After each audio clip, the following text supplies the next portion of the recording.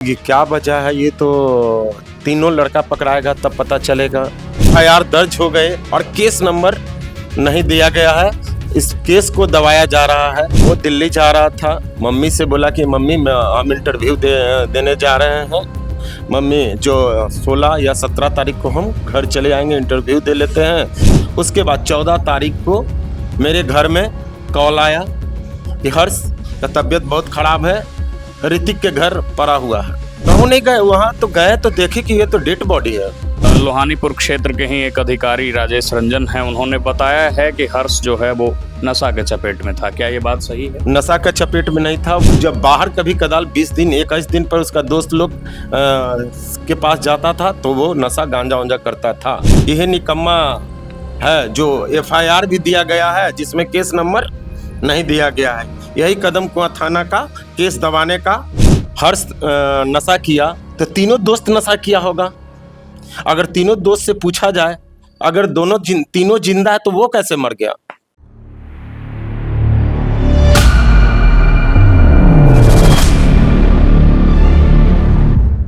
Rajendra Nagar road number 10 के हर्ष जो engineer थे, उनकी मौत हो गई है। और मौत जो है चूंकि संदिग्ध स्थिति में थी, परिजनों का कहना ये भी है कि ये हत्या है। और इसको लेकर के भी एक जो है पुलिस और परिजनों के बीच एक वार्तालाप का सिलसिला इस तरीके से भी चल रहा है कि पुलिस इस चीज़ को कहीं ना कहीं ऐसा शो अप करना चाहती थी कि ये जो मामला है वो कहीं ना कहीं सिर्फ मौत का है। हमारे साथ जो हैं हर्ष के चाचा जी मौजूद हैं। क्या नाम है आपका? रंजीत कुमार, राजेंद्र नगर महमूदी चक रोड नंबर 10 का निवासी हूँ। क्या लगता है ये जो घटना है, इसको आप लोग अब हत्या कह रहे हैं? और पुलिस के द्वारा ऐसा प्रयास किया जा रहा है कि इसको मौत बताया जाए, चूंकि अखबारों में भी इस तरीके से प्रिंटेड हुआ। क्या लगता है, क्यों ये वजह है? ये क्या वजह है, ये तो तीनों लड़का पकड़ाएगा तब पता चलेगा। ऋतिक है और नमन है और ऋषभ है। उसके घर पे गया, क्यों गया, कैसे गया, ये अभी तक पुलिस कदम कुआं थाना क्षेत्र में जो थाना प्रभारी अभी तक पता लगाए नहीं। ऊपर से केस जब दर्ज कराए हैं तो अभी तक मेरे एफआईआर दर्ज हो गए और केस नंबर नहीं दिया गया है। इस केस को दबाया जा रहा है कदम कुआं थाना प्रभारी के द्वारा। सवाल ये है कि अब चूंकि आप लोग परिवार से हैं, परिजन हैं, तो स्वाभाविक होता है कि लोग अपने बच्चों के लिए वो होते ही हैं। लेकिन अब जब पुलिस इसको मौत कह रही है तो आप लोग मने किस तर्क पर क्यों कह रहे हैं कि ये हत्या है? सवाल तो ये भी उठता है। सवाल ये उठता है कि जब मैंने घर पे गया तो उसके परियोजनों ने मुझे घर पे क्यों नहीं खबर किया रात में ही कि आपका बच्चा है, आए हुए है। किसी का बच्चा घर में किसी का सो जाएगा, किसी का बच्चा जाके सो जाएगा।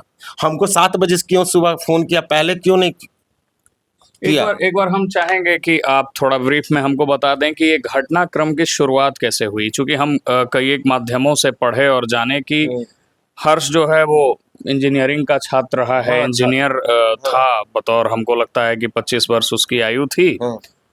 वो कहाँ जा रहा था और किन परिस्थितियों में ये घटना हुई, थोड़ा खुल के आप साफ साफ सब बताइए। वो दिल्ली जा रहा था, मम्मी से बोला कि मम्मी हम इंटरव्यू देने जा रहे हैं।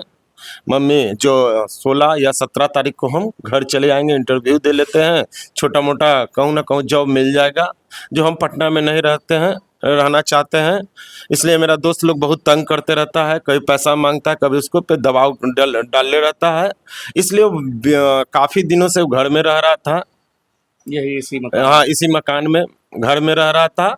हम घर से निकलने भी नहीं देते कि लड़ाई झगड़ा मत करो, आराम से पढ़ो लिखो और कम से कम जॉब कर लो, दोस्ती यार छूट जाएगा। फिर जब वो दिल्ली जा रहे थे, आपने जैसा कि बताया कि दिल्ली जाने का प्लान था, कई एक खबरों से ये भी पता चली कि 5,000 रुपए बजाते उनको घर से मिला था जाने के लिए। हाँ, उसकी मम्मी। फिर हर्ष जो हैं वो पटना कैसे रह जाते हैं? और पटना रह जाते हैं, उसके बाद उनकी मृत्यु कैसे हो जाती है? वो मम्मी से बोला कि दिल्ली जा रहे, 5,000 रुपया उसकी मम्मी दी और बोला कि ट्रेन पे चढ़ने के समय हम फ़ोन करेंगे। उसकी मम्मी ने फ़ोन की 7, सवा 7, साढ़े 7 बजे के टाइमिंग में कि मम्मी दिल्ली पहुंचकर हम कॉल करेंगे।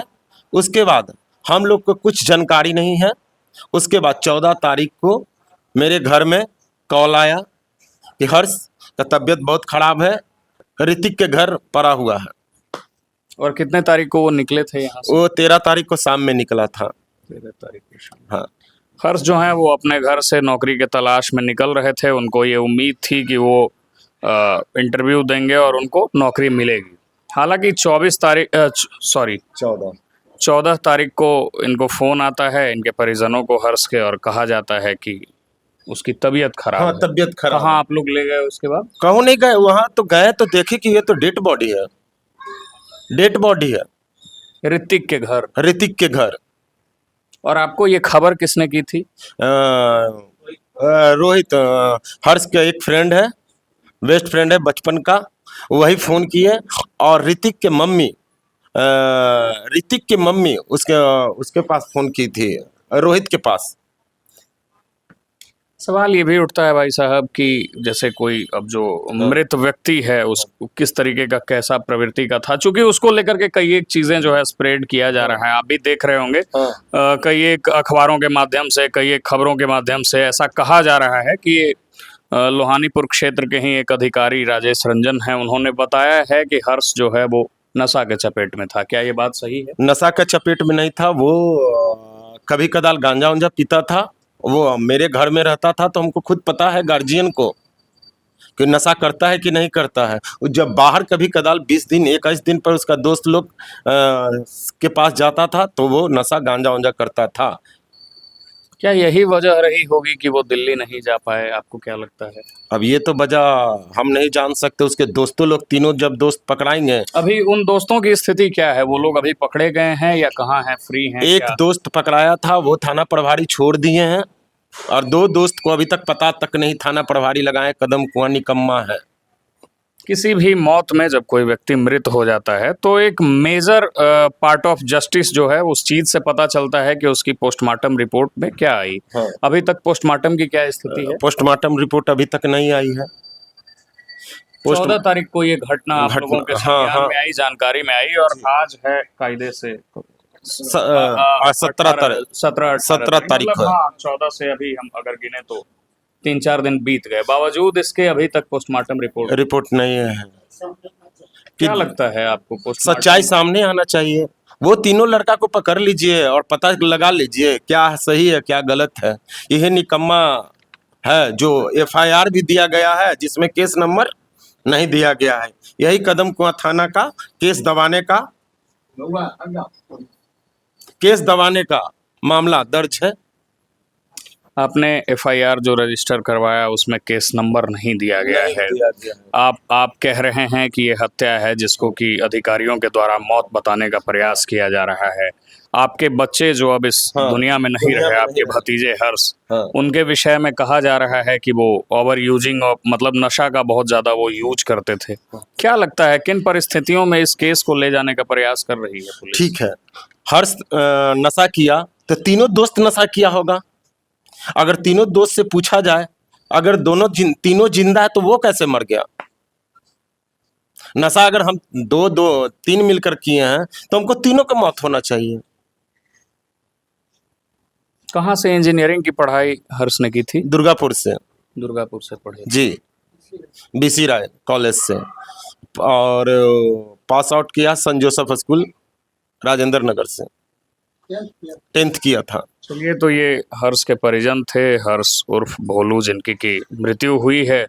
परिजनों का मानना है कि ये हत्या है, और सवाल तो इसलिए भी उठता है हत्या का क्योंकि जो बच्चा यहाँ से दिल्ली जाने के लिए घर से निकला था, जिसको खर्च के लिए 5,000 रुपये उसके पेरेंट्स, उसकी माताजी के द्वारा दिया गया था, उस बच्चे की मृत्यु अगले ही दिन कैसे हो जाती है, ये सवालिया निशान तो खड़ा होता है। ये सवालिया निशान तो खड़ा होता है कि जो एक शाम पहले जो बच्चा निकला है और सही स्थिति में निकला है, वो अगले दिन मृत कैसे पाया जाता है। और अगर मृत पाया जाता है तो जिन 3 लोगों के ऊपर इन लोगों को शक है, जो 3 बच्चे उसके साथ थे, उन तीनों को जो है हिरासत में लेकर पूछताछ क्यों नहीं की जा रही है?